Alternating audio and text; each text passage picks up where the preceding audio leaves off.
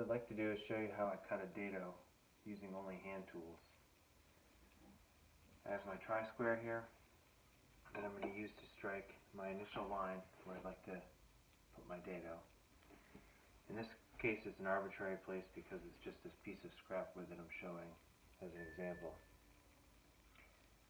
I take my striking knife, holding my tri-square right up against the wood. I notch that end and this end as a guide, and then I take a very light pass at first and go a little heavier and heavier and heavier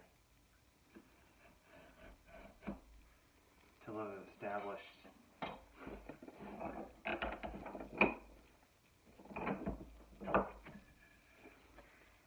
a very deep line,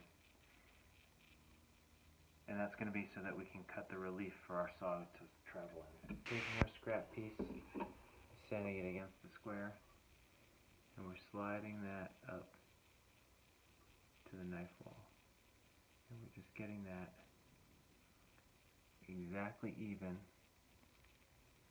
with the line that we just made.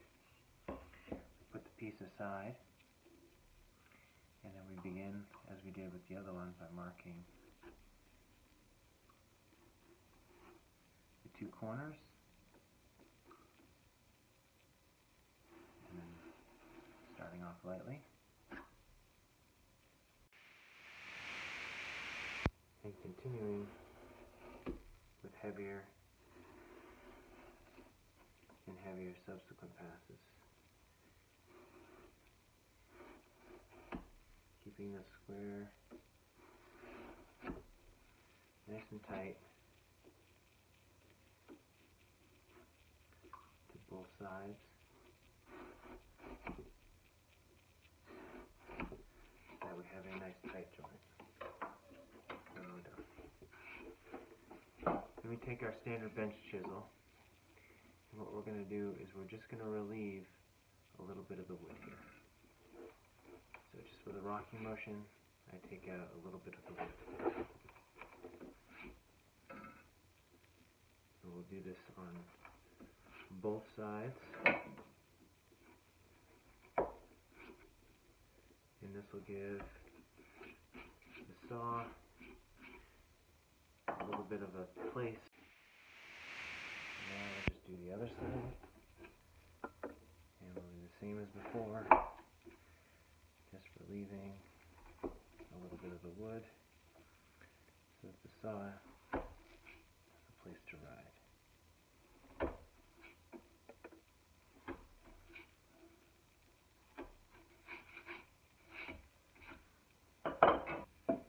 Is take our marking gauge and mark the bottom of our dado. And I've set my marking gauge for 1/4 of an inch. And I'm just going to strike a line just on the bottom between the 2 points we want to cut. And we'll use the same side, the face side, and we'll just flip it end for end and do the same on this side. This is important because it gives us a place to stop the saw when we're cutting down. So we're going to cut right down to that line right there on both sides, and then we'll remove the waste in the middle. So now with my back saw, I'm going to go ahead and cut down to both of those lines. Being careful to put the saw in that little trough that we just made, and keeping it nice and straight as I cut.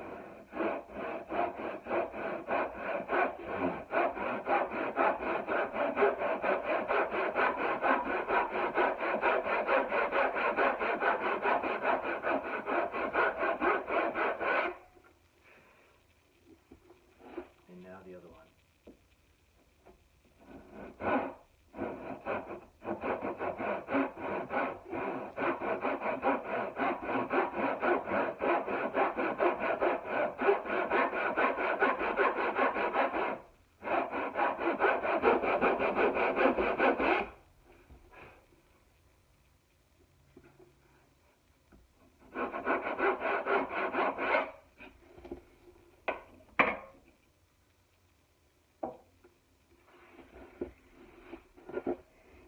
chisel and our mallet, we're going to remove the waste in the middle.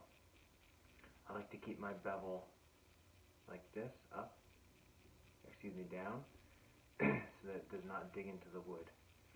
If it's going to go anywhere, it's going to go up. We don't know how the wood's going to react yet, so we want to make sure we take off as little as possible and not as much as possible. And we're going to start about halfway up from that 1/4 inch and remove some of the waste.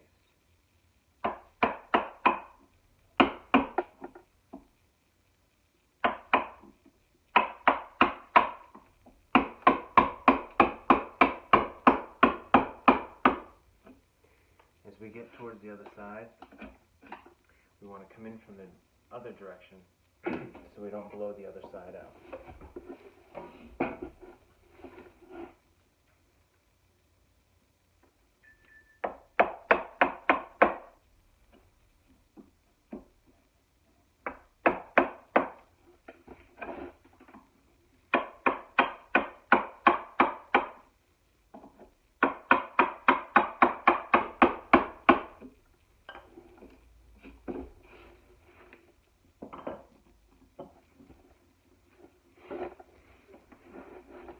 Now I'm going to take my Stanley 71 router plane and I'm going to set the depth for a little greater than the bottom of the dado.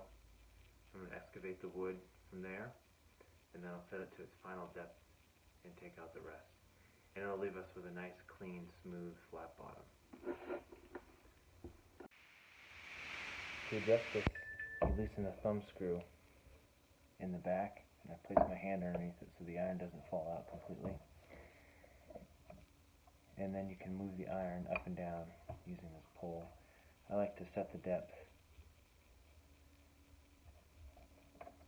to take off just a little bit at first and then bring it to its full depth later. As before, we're going to take off the wood from this side, and then we're going to come around to this side and take it off moving this direction so we don't blow out the bottom of the dado.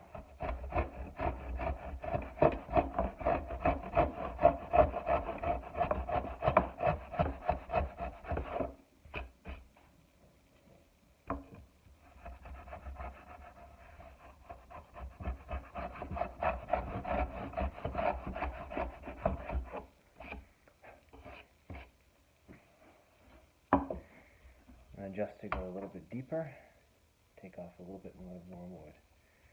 If we adjust it to go too deep, it can cause some tear outs and some larger chunks, which we don't want.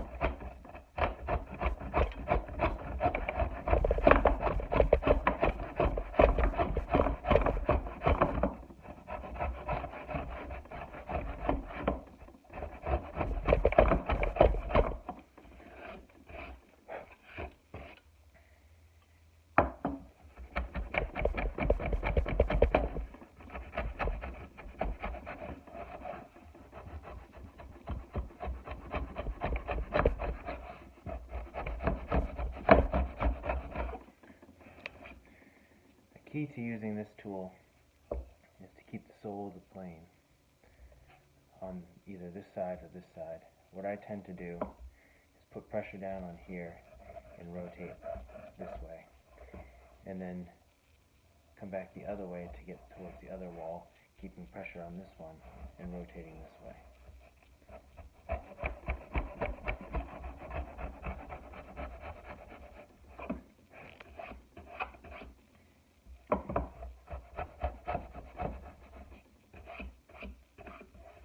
And as you can see, that leaves a nice clean bottom with just a little bit of debris that we can clean away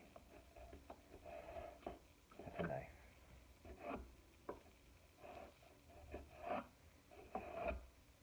If we've done everything correctly,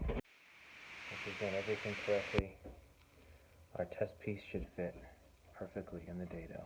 A small amount of pressure, we should have a terrific joint.